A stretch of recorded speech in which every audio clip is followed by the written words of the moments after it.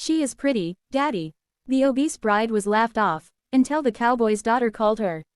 The sun blazed high above the dusty Texas ranch's laughter rang out, not the joyful kind, but the cruel, mocking kind that cuts through the soul like a jagged knife. Amanda stood there, her heart pounding beneath layers of silken lace, as whispers swirled like a tornado around her. She looks like a walking cake, someone muttered. Another voice sneered, who let a whale wear white?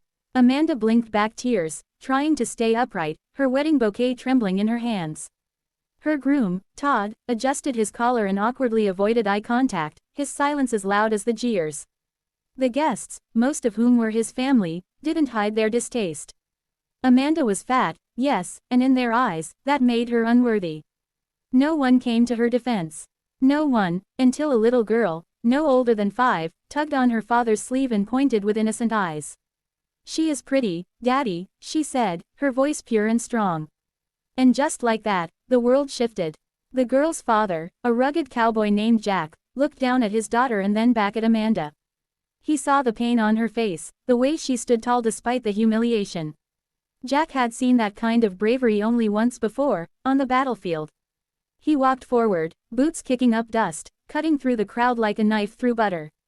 I reckon my daughter's right, he said, tipping his hat to Amanda.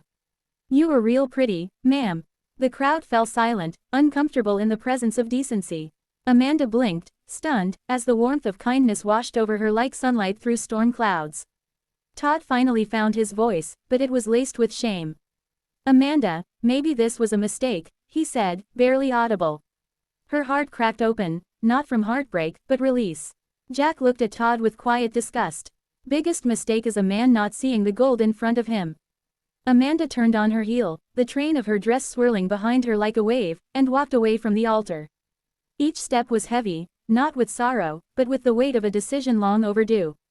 She didn't run or cry, she walked with dignity, her spine straight, chin high. People didn't know what to say, didn't know how to apologize for laughter they never expected to be held accountable for. She passed Jack and his daughter, her eyes locking with the girls. Thank you, she whispered, voice trembling. You're welcome, the girl replied with a shy smile. You look like a princess. Jack offered Amanda his arm. We got horses and barbecue back at the ranch if you'd rather eat ribs than fake cake. She paused, then laughed for the first time that day. That ride back to Jack's ranch wasn't just a change in location, it was the beginning of a new story. Amanda, once shamed for her size, found herself embraced not for how she looked but for who she was. Jack's ranch was simple, but full of heart, an open place where people didn't judge based on jeans size or wedding disasters. The cowboy's daughter, Ellie, immediately latched onto Amanda like glue. Can you read me stories tonight? She asked. Amanda, stunned, nodded. It was the first time in years someone asked something of her without conditions or judgment. The warmth of acceptance made her tear up in private that night, curled under a quilt handmade by Jack's mother. Amanda had escaped humiliation and found humanity. Over the next few days, Amanda helped around the ranch. Feeding chickens, brushing horses, even learning to ride, all things she never imagined herself doing. Her white dress was folded in a box, but her spirit unfolded with every sunrise. Ellie followed her like a shadow, giggling as Amanda tripped over feed buckets and made up silly songs while milking goats. Jack watched, a quiet admiration growing each day. Amanda was soft-spoken but strong, and that strength wasn't in spite of her body, but because of it. She had endured cruelty with grace, and it humbled him. Jack wasn't one to rush things, but something about Amanda made him feel like life had just begun ticking in the right direction. Still, pain doesn't vanish overnight. One evening, Amanda sat by the fire with Jack, sharing her story, the taunts she'd faced all her life, the self-loathing she carried like a second skin, the diets, the shame, the broken engagements. I always thought I had to change to be loved, she said quietly, eyes on the flames. Jack didn't interrupt. When she finally looked up, he said, You don't have to change for anyone, Amanda. You just have to be seen. She broke down, years of buried emotions tumbling out. And Jack, he held her, not because she was broken, but because he saw her finally putting the pieces together. The next morning, Amanda got up before dawn and walked the pastures alone. For the first time, she felt her body not as a burden, but as part of the earth, strong, rooted, alive. Her wedding had become a funeral for the girl who begged for approval. Here, in the quiet, the woman who loved herself was being born. When she returned to the ranch house, Jack handed her a mug of coffee and grinned. Ellie wants you to wear the princess dress today. Amanda laughed. Not happening, but Ellie's pout melted her. By lunchtime, she was out in the field, wearing the wedding dress and a cowboy hat, dancing with Ellie and the horses. News of her walkaway wedding spread faster than prairie wildfire. The viral video, captured by a cousin with a conscience, of the little girl calling Amanda pretty melted hearts across the internet. Messages poured in from women who saw themselves in Amanda. You gave me the courage to leave, one wrote. I cried because of felt that shame too, said another. Amanda, once ridiculed, became a beacon. Jack helped her set up a blog, Pretty Anyway, where she shared her journey of self-worth, healing, and love. The support was overwhelming, and for the first time, Amanda found purpose in her pain. Months passed, and Amanda never went back to the city. Her days were full, teaching Ellie how to cook, helping Jack at the farmer's market, and organizing local body-positive events.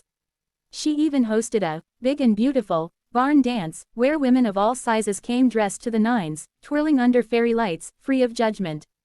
Jack watched Amanda glow that night, her confidence no longer a fragile flame but a bonfire.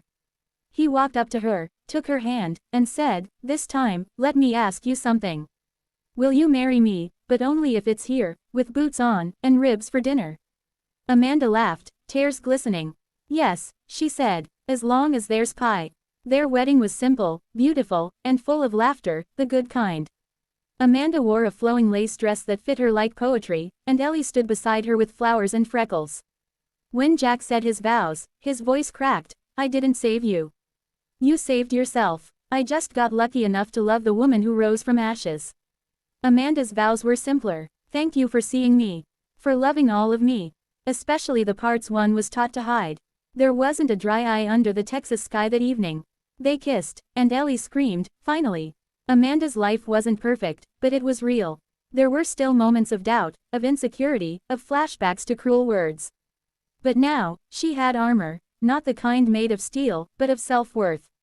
She ran workshops, mentored young girls, and helped others walk away from toxic relationships and walk toward themselves. And Jack, ever her anchor, always reminded her, "Don't let small minds define your big heart."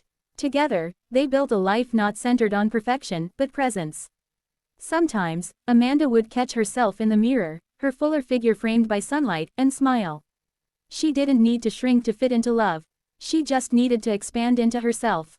Ellie would often cuddle next to her at night and ask for a story. Her favorite was always the same.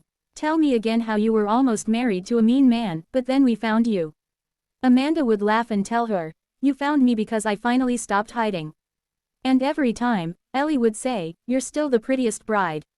One summer afternoon, Amanda stood on the porch watching Ellie chase chickens, her boots too big for her little feet. Jack came up behind her, wrapping his arms around her waist.